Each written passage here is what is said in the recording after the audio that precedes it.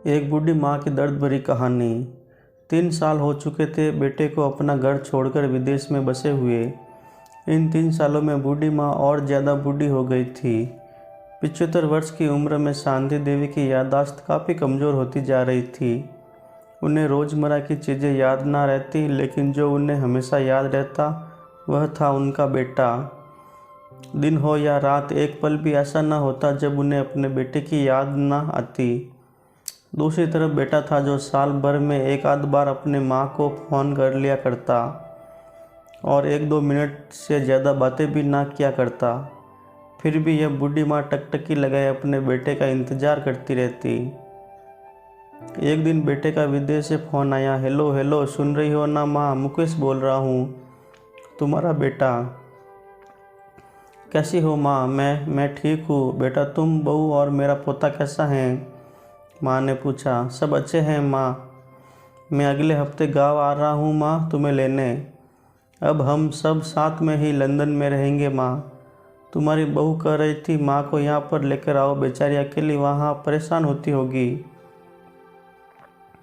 बेटे ने कहा। माँ की बूढ़ी सूखी आंखें आंसुओं से भीग गई। उसके कमज़ोर शरीर के नस नस में खुशी की लहर दौड़ पड़ गई। बेटे और बहू का अपने प्रति प्रेम देखकर माँ का मन खुशी से भर आया। बेटे ने आगे कहा। माँ तैयार रहना माँ, मुझे ज़्यादा दिन छुट्टियाँ नहीं हैं।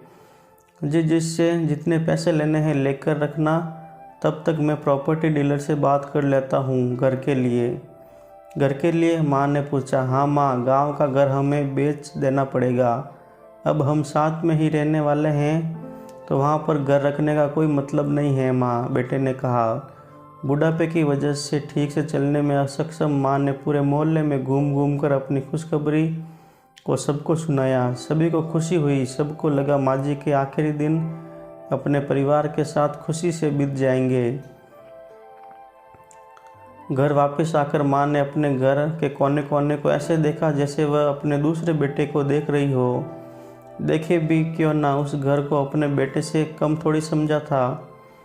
अपने पति के साथ 40 साल यही तो बिताए थे, लेकिन अब मजबूर थी बुढ़ापे के आखिरी साल बेटे और बहू के साथ बिताना चाहती थी। दिल पर पत्थर रखकर घर बेचने के लिए माँ तैयार हो गई। आनन फानन में बेटे ने घर को आधे दामों पर बेच दिया। माँ ने ज़्यादा नहीं, लेकिन जिन चीज़ों से दिल लगा था उन चीज़ों को समेटा और बेटे के साथ टैक्सी में बैठकर एयरपोर्ट के लिए चली गई। एयरपोर्ट पर आकर बेटे ने माँ से कहा। माँ तुम यहाँ बेंच पर बैठो, मैं सामान और बोर्डिंग पास की जांच करा कर आता हूँ। वहाँ वक्त लगता है और खड़ा रहना पड़ता है। तुम्हें तकलीफ़ होगी, तुम यही आराम करो। मैं यूँ गया और यूँ आया। माँ बेंच पर बैठ गई और बेटा अंदर चला गया। काफ़ी समय हो गया, बेटा वापस नहीं लौटा। माँ सोचने लगी ज़्यादा भीड़ होगी इसलिए देर लग रही होगी। अंधेरा होने को आया। अब तो लोगों की चहल कदमी भी कम होने लगी। माँ को अब चिंता होने लगी। एक कर्मचारी ने आकर पूछा। किससे मिलना है माँ जी आपको? यहाँ पर क्यों बैठी हैं? डरती हुई आवाज़ में शांति देवी बोली। मेरा बेटा अंदर सामान की जांच कराने गया है। लंदन जा रहे हैं हम। क्या नाम है माँ जी आपके बेटे का? कर्मचारी ने पूछा। मुकेश नाम है मेरे बेटे का, शांति देवी ने बताया। कर्मचारी अंदर गया और थोड़ी देर बाद बाहर लौटा। उसने शांति देवी से कहा। माँ जी, लंदन जाने वाली फ़्लाइट तो दोपहर में ही जा चुकी है और आपका बेटा भी उस फ्लाइट में बैठकर लंदन जा चुका है। अब आपके यहाँ बैठने का कोई मतलब नहीं है। आप भी अपने घर चली जाइए। क्या जा चुका है और मैं घर जाऊँ? घर? माँ की आंखों से आंसुओं के सैलाब उठने लगे। जैसे तैसे माँ घर पहुँची तो अब उसका था ही नहीं, बिक चुका था। वो वहीं बरामदे में तुलसी के पास सो गई।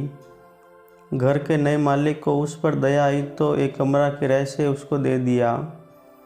पेंशन के पैसों से खाना और किराए का बंदोबस्त हो जाता था। दिन बीतने लगे। कुछ दिनों बाद घर के नए मालिक ने शांति देवी से कहा। माँ जी, आप अपने रिश्तेदारों के यहाँ पर जाकर क्यों नहीं रहती? इस उम्र में आपके लिए वही अच्छा होगा। अच्छा तो होगा, लेकिन अगर मेरा बेटा वापस आया तो उसका ख्याल कौन रखेगा? मेरा बेटा बहुत भोला है, उसे अपना ख्याल रखना बिल्कुल नहीं आता। मैं कहीं नहीं जाऊंगी, क्या पता कब उसे मेरी ज़रूरत पड़ जाए, माँ ने कहा। दोस्तों सच बता रहा हूँ, माँ की ऐसी बातें सुनकर मेरी आंखों में आंसू आ गए। दोस्तों आप सभी से हाथ जोड़कर विनती करता हूँ, अपने माता पिता की जितनी हो सके सेवा करना, उनके साथ कभी बुरा बर्ताव मत करना। दोस्तों ये स्टोरी आपको अच्छी लगी हो तो चैनल को लाइक, कमेंट, सब्सक्राइब ज़रूर करें।